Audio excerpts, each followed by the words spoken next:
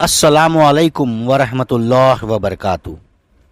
تاریخ گواہ ہے، دنیا میں ایسی بہت سی سپر پاورز آئیں جو یہ سمجھتی تھی کہ ان کی حکومت ہمیشہ قائم رہے گی، جو اپنی فوج، مالی طاقت اور حکومت کو دنیا میں سب سے زیادہ مضبوط سمجھتی تھی۔ لیکن ایک طاقت ان سب کے سامنے ایسی اٹھی جو مال کے معاملے میں ان سب سے کمزور تھی، لیکن حق، ایمان، انصاف کے بل پہ ان سبھی سپر پاورز کو اپنے سامنے جھکا دیا، انہیں بری شکست اور مات دے دی، اور تاریخ اس طاقت کو اسلام کے نام سے جانتی ہے۔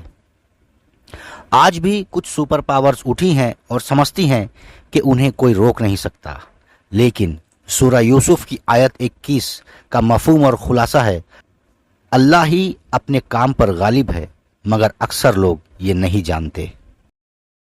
آئیے ملتے ہیں ایسے ہی کچھ سپر پاورز سے جو اپنے طاقت کے گھمنڈ میں چور ہو کر ظلم اور بربرتا کی کہانی لکھ رہی تھی، مگر اسلام کے آگے نیست و نابود ہو گئے۔ اس فہرست میں مٹنے والی پہلی طاقت تھی قبیلہ قریش۔ نبی صلی اللہ علیہ وسلم کی اسلام کی تبلیغ اور مسلمانوں کی بڑھتی تعداد سے پریشان کفار مکہ نے مسلمانوں پر ظلم ڈھانا شروع کر دیا تھا، اور حضور پاک صلی اللہ علیہ وسلم کی اسلام کی دعوت کو مٹانے کی بھرپور کوشش کی۔ حجاز کے کفار قریش طاقتور اور امیر قبیلہ تھا، مگر جب اسلام کے ماننے والوں سے بدر، احد اور خندق کی جنگ میں مقابلہ ہوا تو ان کا غرور، گھمنڈ سب تار تار ہو گیا، اور فتح مکہ کے بعد اکثر قبیلے اور دوسرے سبھی مشرک نے اسلام کو قبول کیا۔ جو اسلام کے مخالف اور دشمن تھے، اسلام کے آگے اپنا سر جھکا چکے تھے۔ دوسرا طاقتور امپائر تھا ساسانید یعنی پرشین امپائر۔ پرشین بادشاہ خسرو پرویز نے نبی پاک صلی اللہ علیہ وسلم کی طرف سے بھیجا گیا اسلام کی دعوت کا خط پھاڑ دیا اور مسلمانوں کو بھلا برا کہا، اور اپنے یمن کے گورنر کو نبی پاک صلی اللہ علیہ وسلم کو قید کر کے اس کے سامنے پیش کرنے کا حکم دیا۔ لیکن یہ ہونے سے پہلے ہی بادشاہ خسرو کے بیٹے نے اس کا قتل کر دیا اور خود قریب 470 سال سے سپر پاور کہلانے والی پرشین امپائر کا بادشاہ بن گیا۔ اور پھر محض 6 سال میں حضرت عمر رضی اللہ تعالیٰ عنہ کے دور خلافت میں اور حضرت خالد بن ولید رضی اللہ تعالیٰ عنہ اور بعد میں حضرت سعد بن ابی وقاص رضی اللہ تعالیٰ عنہ کی سپہ سالاری میں پورے پرشین سلطنت پر اسلام کا پرچم لہرانے لگا۔ تیسری طاقتور امپائر تھی رومن امپائر۔ رومن سلطنت کی سب سے طاقتور شاخ تھی بائزنٹائن امپائر۔ مشہور جنگ یرموک میں عظیم سمجھے جانے والی رومن کی طاقت کو مسلمان فوجوں نے شکست دی اور جیروسلم یعنی آج کے فلسطین کو فتح کیا۔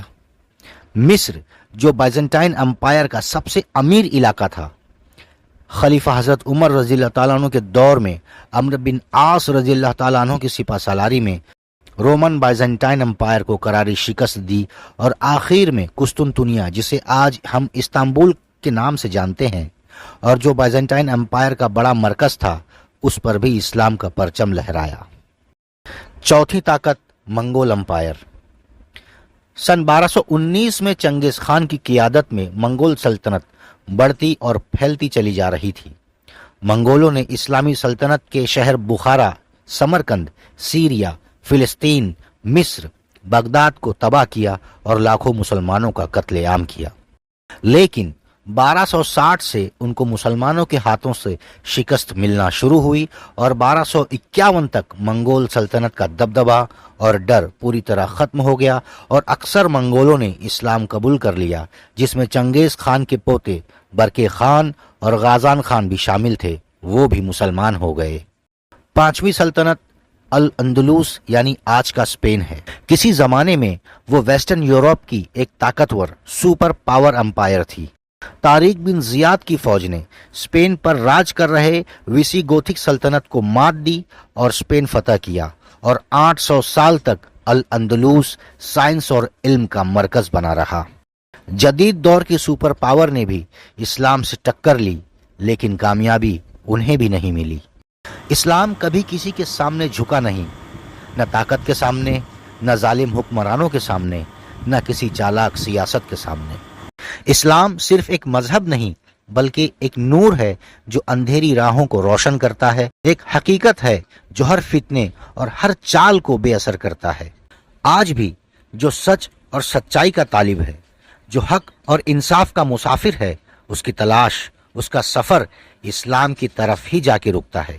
قرآن کی سورہ اسراء آیت 81 میں ارشاد ہے، حق آ گیا اور باطل مٹ گیا، بے شک باطل مٹنے ہی والا ہے۔ ہر دور میں باطل ہوں گے اور ہر دور میں حق کی جیت ہوگی۔ ویڈیو کو شیئر، لائک اور کمنٹ ضرور کریں۔ ذکرہ اسلامک سینٹر چینل پر ہر وینسڈے اور سنیچر شام 7 بجے نئے ویڈیوز اپلوڈ کیے جاتے ہیں۔ چینل کو سبسکرائب نہیں کیا ہو تو ضرور کریں اور گھنٹی کے نشان کو بھی دبا دیں جس سے آپ سے کوئی نئی ویڈیو مس نہ ہو۔ سبھی کے لیے دعائے خیر کی گزارش۔ آپ کے وقت اور سپورٹ کا بہت بہت شکریہ۔ جزاک اللہ خیر۔ السلام علیکم ورحمۃ اللہ وبرکاتہ۔